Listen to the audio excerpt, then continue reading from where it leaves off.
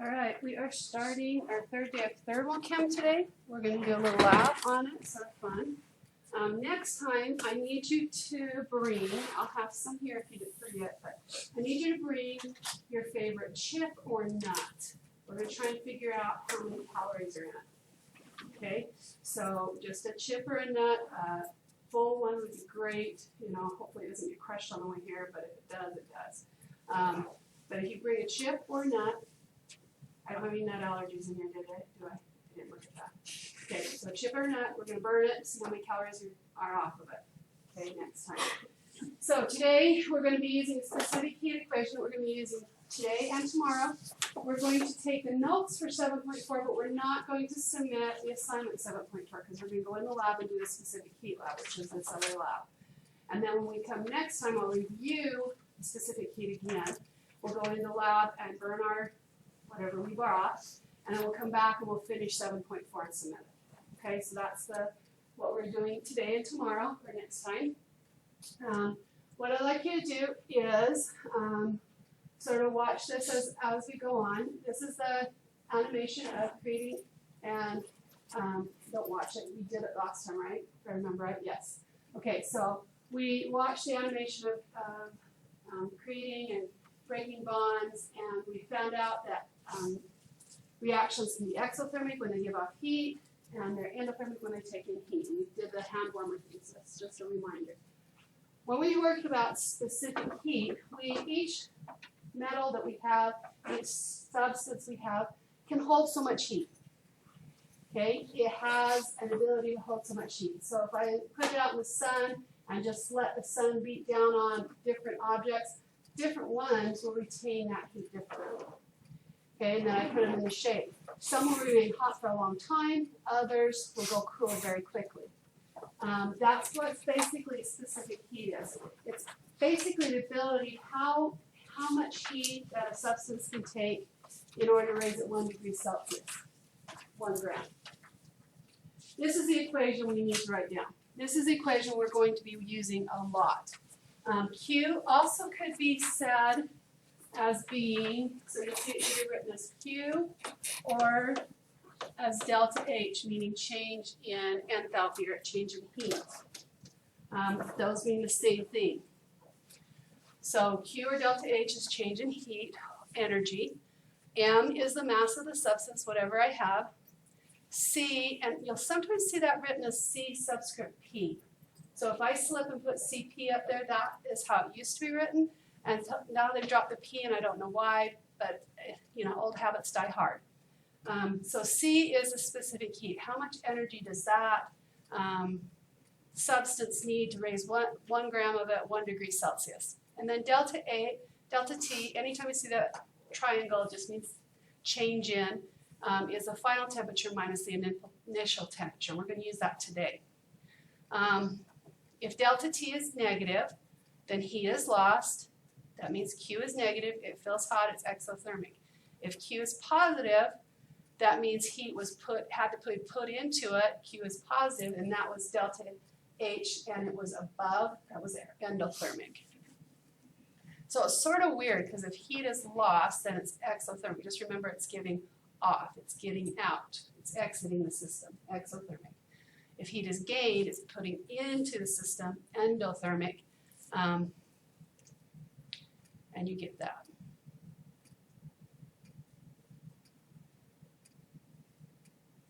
Okay? Any questions with what all that means? I know it takes a minute to write down. I'm trying to force myself to move away from the board so you guys can write it down without me. It's just 1 gram per 1 degree Celsius, that's all. That's for specific heat. Amount of heat needed to raise 1 gram, 1 degree Celsius. Any substance. And then metals tend to have a low specific heat. Doesn't take much to heat them up. That's why we like them for cooking. But water has high specific heat. It takes a lot of energy to heat that up. So when you say a watch pot never boils, it takes a lot of energy to finally get it to boil. You okay to go forward? Okay. Did we all get this equation down in its explanation, because we are going to be using it? It also is on your paper here. Okay, we're actually going to take two of these equations and set them equal to each other so that we'll have mass of one, specific heat of one, and temperature of one is equal to mass of another, specific another, and change the temperature of another in the lab. So the one thing we're going to be moving is metal, and the other thing we're going to have is water. So we're going to take and we're going to boil the metal in water so that the metal comes up to the temperature of the boiling water. And we're going to have that as the starting temperature of the water. Then we're going to move it into a known amount of water and see how much it raises the temperature. And we're going to be able to figure out what the specific heat of the metal is like that. Okay, so exothermic and endothermic again. Some definitions there. You didn't get them from the last one. Does anybody need me to stay on this one because it was on the last slide? I just made it bigger in case somebody couldn't see it on the bottom. You good? Okay. And I highlighted. Okay. So now we've got, I don't think I put the, no, I didn't. Okay, I'm going to write it in. So now we've got a problem. You'll have some problems like this on your test. You'll have some problems like this on your worksheet you're going to do next time. First thing I do, I hate story problems. I've always hated story problems, so I have to go through and pull stuff out. So as I'm reading, I circle it, write it down, or write it down this way so that I don't have to go back into the problem. So I have a 38.8 gram, that's mass, piece of a metal alloy. I don't know what metal alloy. It absorbs, that's my Q. So again, either circle and whatever, or I put it down here. It helps if you write the right number. As its temperature increases from 25 to 36. So this difference right here is going to be my delta T. So down here, delta T is temperature final, 36.0, minus temperature initial, which is 25.0 degrees Celsius. That gives me 11.0 degrees Celsius, right? Are we okay with that? All right, and then I know that the equation was Q equals MC delta T, right? I've got everything, all I have to do is plug in. So Q is equal to the mass times the specific heat. Oh, I don't have specific heat, but I do have Q. So I'm looking for C, and I've got delta T, which is 11.0 degrees Celsius. Okay.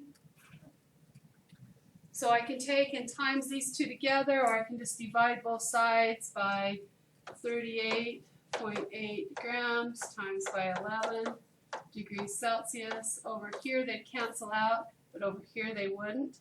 So I would just take the 181 divided by parentheses, put that in parentheses, and hit my equal sign, and I got my answer. You see that? Or do I need to do it slower? You can also say, I am looking for C. Solve for the equation first. C is equal to Q divided by M delta T, and plug them in that way. Okay, whichever way you do it, there's not a right or wrong way here. If you like to plug in first and then solve for what you don't know, goodness gracious, my emails are killing my arm right now. They're coming in crazy. Or you can solve for the equation first and then plug in. Whichever is easier for you. Okay, did we get an answer? Does anyone have an answer? If you don't have a calculator, you might want to grab one. I've got some back there, some up here. We're going to be using the ones in the back, so unless yours has a port for the temperature probe, just go grab one from the back, like we did last time. Because you're going to end up using it anyway. Might as well get it, right? Has anybody got an answer?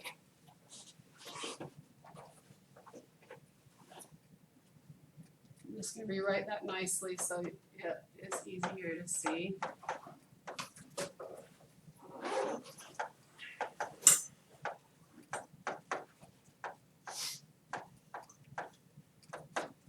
So again, make sure that you put that bottom all together in parentheses. And you don't have to put the 11 in parentheses, you can just use your times button there. Okay. Get an answer. Okay, what do we get? 0.424. And the funny thing here is you don't cancel any of your units out, so you got to keep all the units. So it's joules divided by gram degrees Celsius. So that whole thing becomes a unit.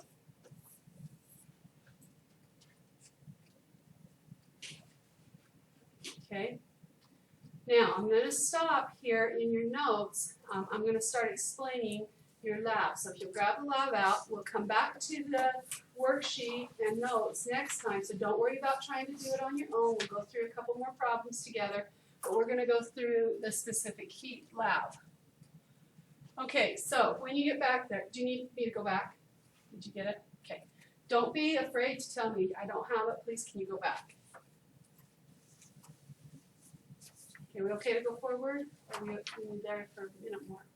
Okay? Alright. Alright, so when we get back to lab, so if you'll follow me with your lab really quickly so you have notes and you know what's going on. Because this small group, I really would like you to try it on your own. Okay? See what you can do. If you want to work with a partner, that's fine, but it's sort of cool to be able to do stuff by yourself. Alright, so you're going to fill a large beaker with about 3/4 full of water. Okay, I'd like you to use distilled water because our water is so hard here that when we boil it, it leaves a ring and then I have to use acid to get it off. It's a pain in the butt. So just use the distilled water. I'm going to have you come pull a hot plate out of the cupboard for me because I didn't get all out. Okay, you're going to turn it to maximum temperature because you want that stuff to boil. So get that going first before you do anything else. Okay, because it takes a while for it to boil. Then next, so this is our hot plate. You're going to crank the heat all the way up. Don't stir it.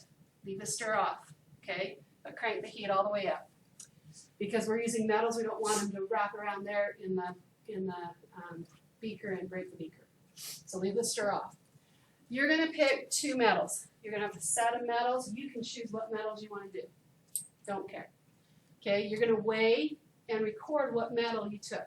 Now on the lid of each of them, it'll tell you sort of what they look like. If you don't know, because they're all about the same and you don't know if they were put in the right spot, just let me know. Okay, there's a little bit different look to each of them.